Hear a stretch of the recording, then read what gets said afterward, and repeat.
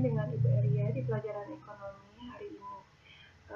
Mohon maaf, pertemuan Zoom-nya di cancel ya anak-anak. Jadi karena satu dan lain hal, jadi pertemuan hari ini masih menggunakan video learning seperti ini.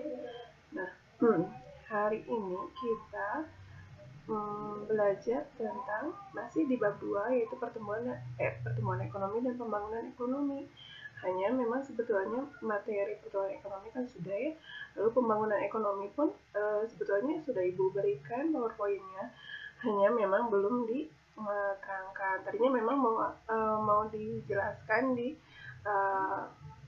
Zoom live ya, mengenai pembangunan ekonominya, cuman sepertinya memang bisa diterangkan melalui Bandicam ini gitu ya, mengenai pembangunan ekonominya.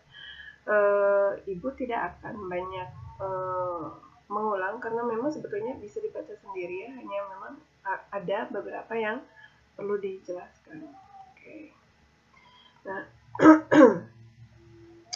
sebelumnya mungkin kalian udah baca ya kalau perbedaannya apa sih pertumbuhan ekonomi dan pembangunan ekonomi. Kalau pertumbuhan ekonomi kan memang waktu minggu kemarin juga kalian sudah sudah tahu ya rumusnya, ada yang masih ingat?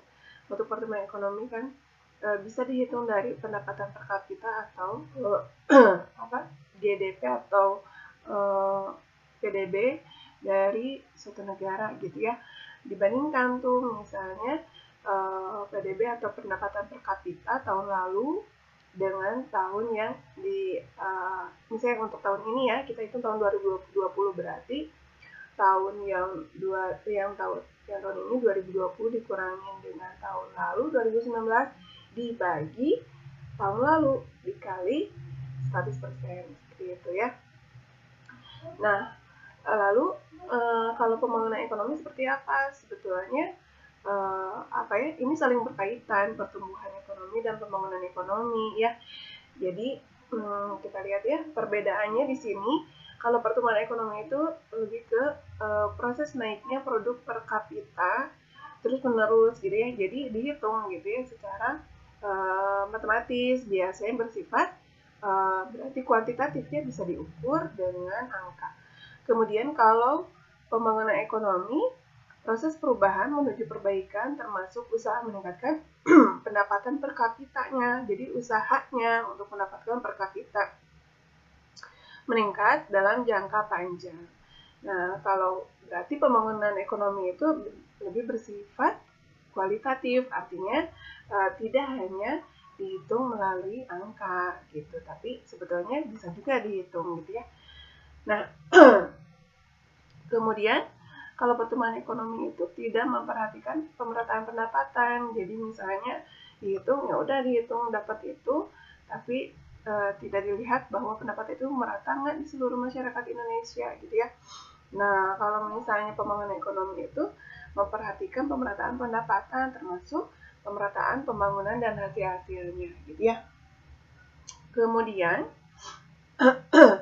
biasanya tujuannya itu pertumbuhan ekonomi itu untuk tujuannya itu memperlancar pembangunan ekonomi gitu ya. Nah, kalau jadi pertumbuhan ekonomi itu untuk memperlancar pembangunan ekonomi, sedangkan pembangunan ekonomi lebih jauh lagi yaitu untuk meningkatkan kesejahteraan masyarakat seperti itu ya. Kemudian yang ketiga, perbedaannya tidak memperhatikan pertambahan penduduk. Kalau pertumbuhan ekonomi, kalau pembangunan ekonomi itu pertambahan penduduk juga akan dihitung gitu ya. Jadi misalnya tahun ini ada pasti kan tiap tahun itu ada pertambahan penduduk gitu, makanya akan dilihat nih apa pengaruhnya pembangunan ekonomi, ukurannya itu dilihat juga dari pertambahan penduduk. Kemudian yang keempat, belum tentu mengindikasikan peningkatan taraf hidup masyarakat ya. Jadi misalnya nih kalau misalnya kalian baca-baca berita ya atau lihat berita, sebetulnya pertumbuhan ekonomi kan kalau pertumbuhan ekonomi seperti yang Ibu jelaskan di pertemuan sebelumnya Jadi biasanya dihitung per kuartal ya, maksudnya kuartal itu per 3 bulan sekali gitu ya. Nah, untuk kuartal ini, berarti kuartal 3 ya di tahun ini, Indonesia sudah masuk ke minus 5% sebetulnya gitu ya. Jadi secara angka memang sebetulnya sudah masuk resesi gitu ya. Tapi tidak apa-apa gitu ya. Tidak langsung berimbas kepada perekonomian di masyarakat. Meskipun ada yang berimbas, ada yang tidak. Misalnya ada banyak ya sudah terkena PHK gitu ya, karena pertumbuhan ekonominya itu minus seperti ini gitu ya, keadaan ekonominya. Tapi ada juga kok yang misalnya tetap pendapatannya tidak berpengaruh gitu ya karena resesi ini gitu ya. Bahkan misalnya kayak YouTuber gitu kan, malah pendapatannya lebih meningkat gitu di masa COVID seperti ini gitu ya. Nah, sedangkan kalau pembangunan ekonomi itu bisa meningkatkan taraf hidup masyarakat gitu ya. Kemudian perbedaan yang kelima, pertumbuhan ekonomi itu belum tentu disertai pembangunan ekonomi gitu ya. Itu tadi gitu ya. Jadi bisa jadi hanya pada saat tertentu saja pertumbuhan ekonomi misalnya meningkat, tapi kalau cuman di kuartal itu aja meningkat, belum tentu bisa meningkatkan pembangunan ekonomi gitu ya. Tapi kalau misalnya pembangunan ekonomi itu selalu disertai dengan pertumbuhan ekonomi. Jadi kalau misalnya plus terus gitu ya, meningkat terus pertumbuhan ekonominya, pasti akan berpengaruh kepada pembangunan ekonomi. Jadi lebih baik seperti itu ya. Kemudian apa saja faktor-faktor yang mempengaruhi pembangunan ekonomi gitu ya. Yang pasti yang diharapkan pembangunan ekonomi itu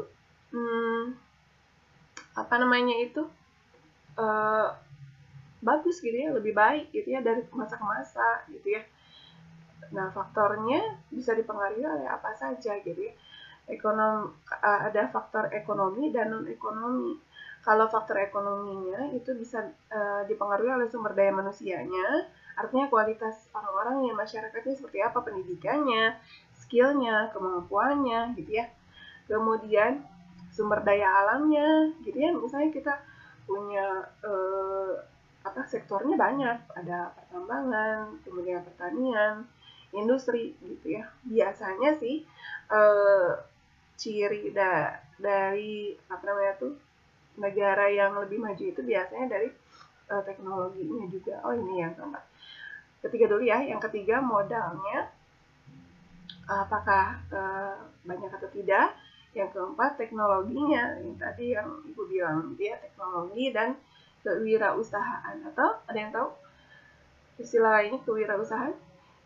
Kalau istilah kerennya, istilah kekiniannya itu entrepreneurship gitu ya. Kemudian kalau non ekonominya itu bisa dipengaruhi oleh satu, etos kerja masyarakat dan pemerintahnya gitu ya. Apakah ada perubahan atau tidak gitu ya. Apakah masyarakat kerja keras atau tidak gitu ya. Pemerintahannya juga sama. Yang kedua, kestabilan politik dan keamanan negara pasti gitu ya. Kalau misalnya negaranya banyak demo dan sebagainya gitu ya, atau ada peperangan dan sebagainya, itu bisa pengaruh kepada pembangunan ekonomi. Yang ketiga, kondisi sosial budaya masyarakat. Yang keempat, kemudahan layanan birokrasi gitu ya.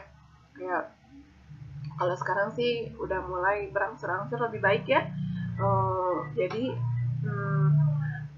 pelayanan pemerintahan itu lebih mudah gitu. Ada yang bisa dilakukan melalui online seperti itu ya. Mudah-mudahan semua sektor layanan birokrasi itu lebih mudah lagi sekarang ya.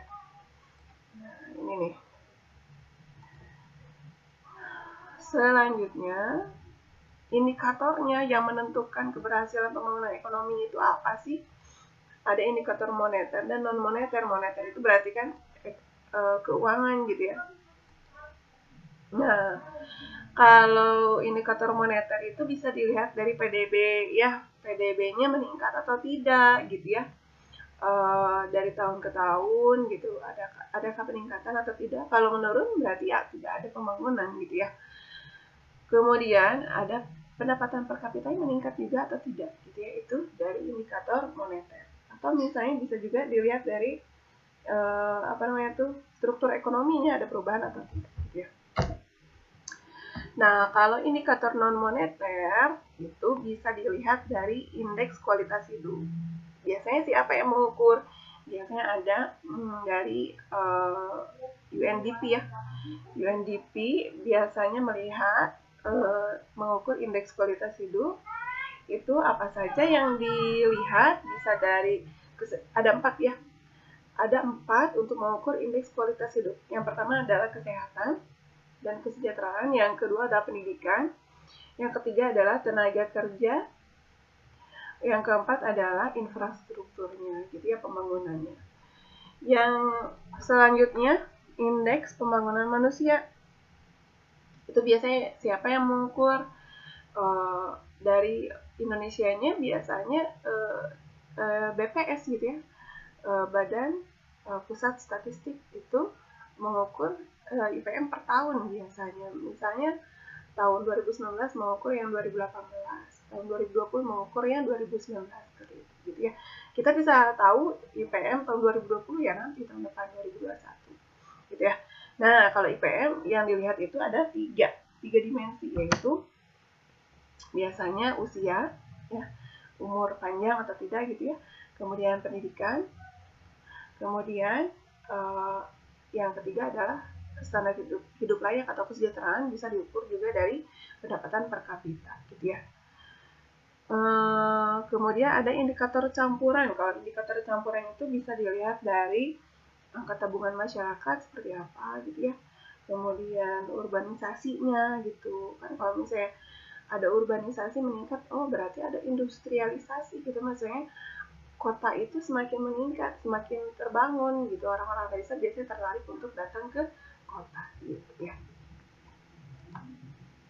Nah, ini fakta ya.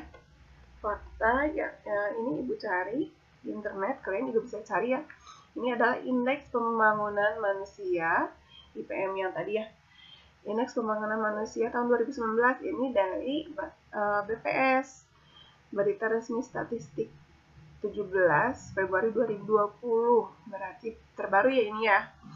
IPM tahun 2019 itu katanya 71,92 gitu ya.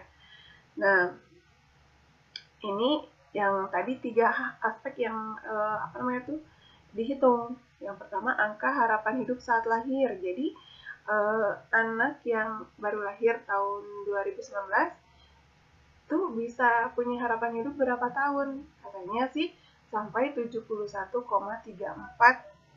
tahun ke depan gitu ya usianya gitu. Itu katanya meningkat dari tahun 2018 itu sebesar 0,14 tahun gitu ya.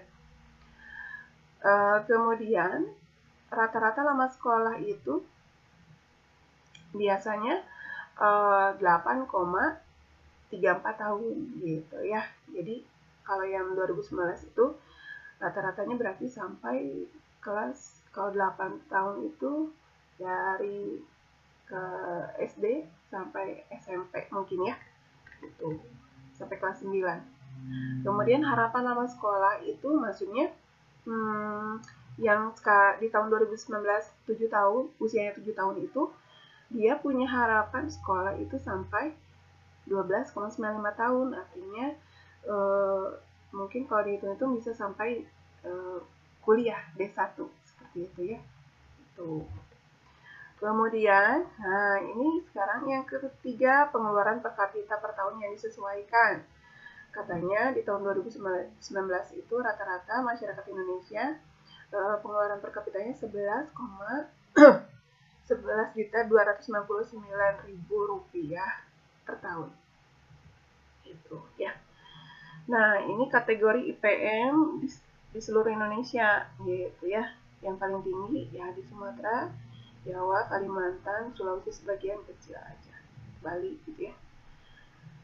Begitu. Kemudian pertumbuhan IPM-nya dari 2018 ke 2019 itu ada kenaikan. Jadi memang dari 2010 ke 2019 selalu ada kenaikan. Ya, alhamdulillah. Berarti memang ada kenaikan dalam indeks pembangunan manusia dari tahun ke tahun.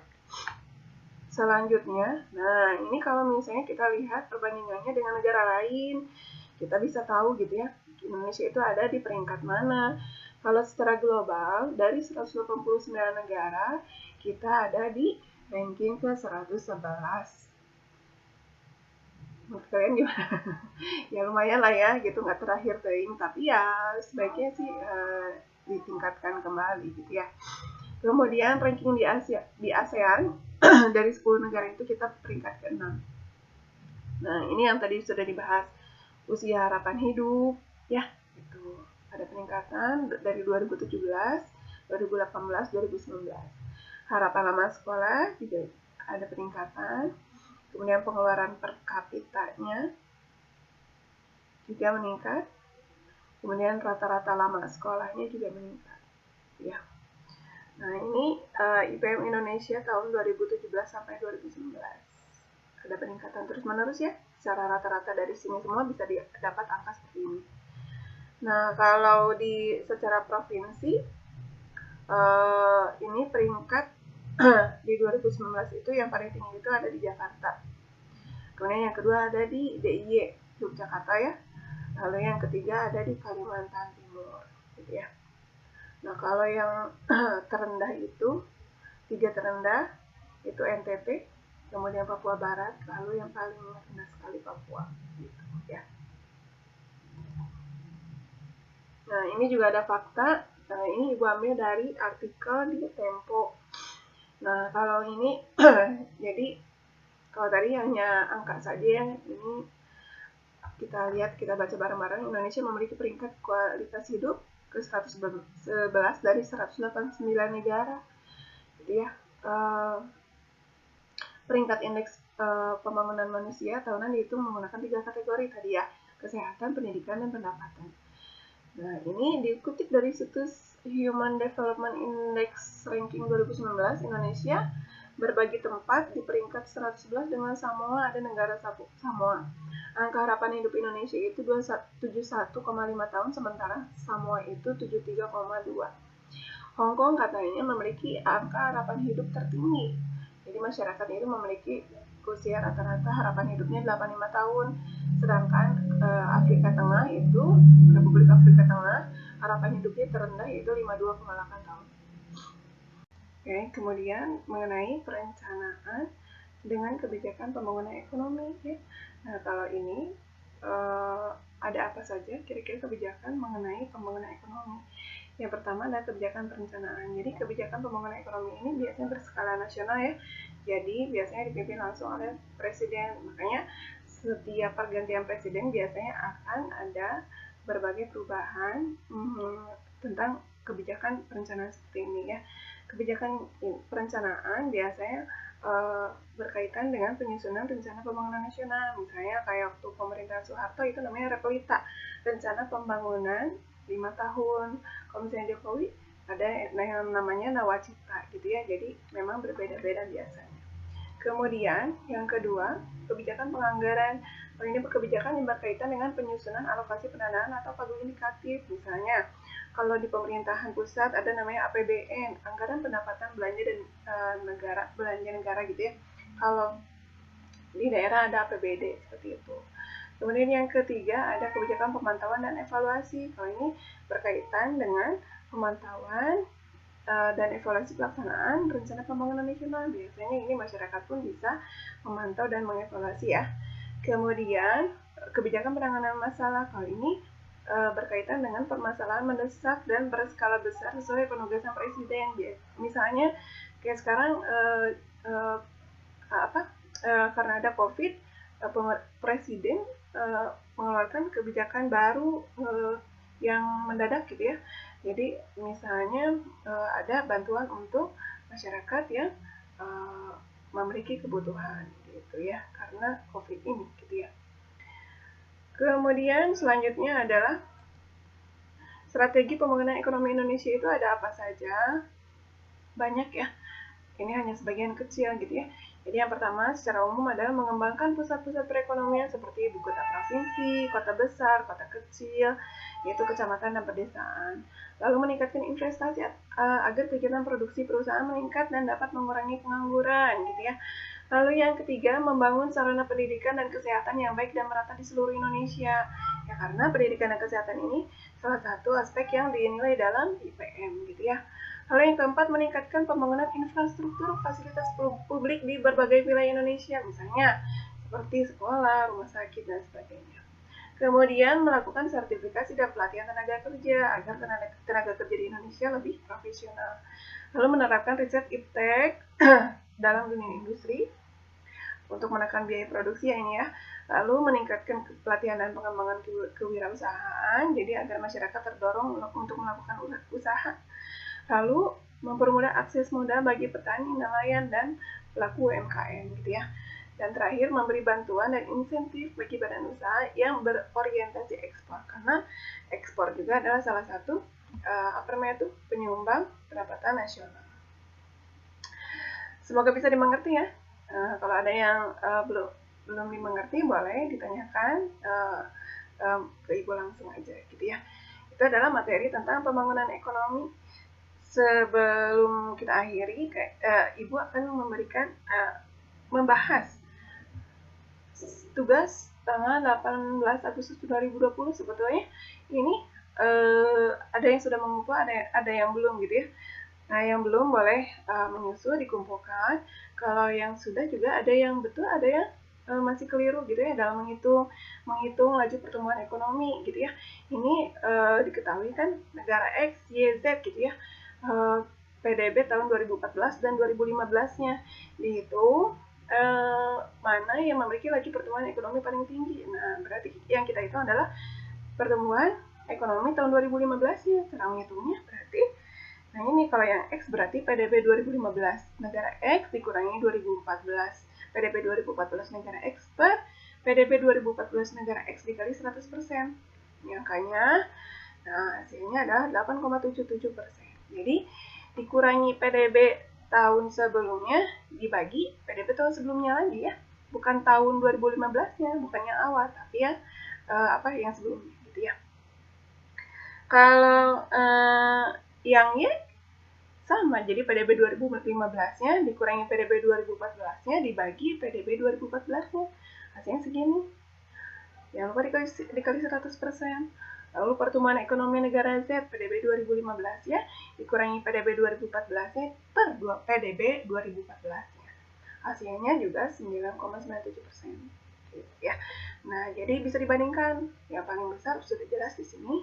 Yang laju pertumbuhan tertinggi adalah negara Y. Gitu ya. Oke, bisa dimengerti? Nah, selanjutnya ini adalah tugas ekonomi pertemuan kali ini. Ada 2 soal. Yang pertama, jika diketahui GNP suatu negara pada tahun 2018 600 triliun rupiah dan pada tahun 2019 650 triliun rupiah, maka berapa laju pertumbuhan ekonomi 2019? Menggunakan rumus pertumbuhan ekonomi ya, jangan lupa. Lalu yang kedua, pengangguran merupakan salah satu masalah pembangunan ekonomi. Tuliskan beberapa kebijakan pemerintah pusat atau pemerintah daerah yang terkait dengan cara mengatasi pengangguran gitu ya. Ini boleh kalian searching atau lihat referensi buku atau apa gitu ya. Nah, tulis jawabannya di buku catatan, lalu foto, lalu kirimkan melalui e-learning atau WA paling lambat besok, Rabu 2 September 2020 jam 8 pagi. Oke, sekian saja pertemuan dengan Ibu kali ini. Terima kasih atas perhatiannya. Mudah-mudahan bisa dimengerti semuanya ya. Sehat selalu ya. Assalamualaikum warahmatullahi wabarakatuh.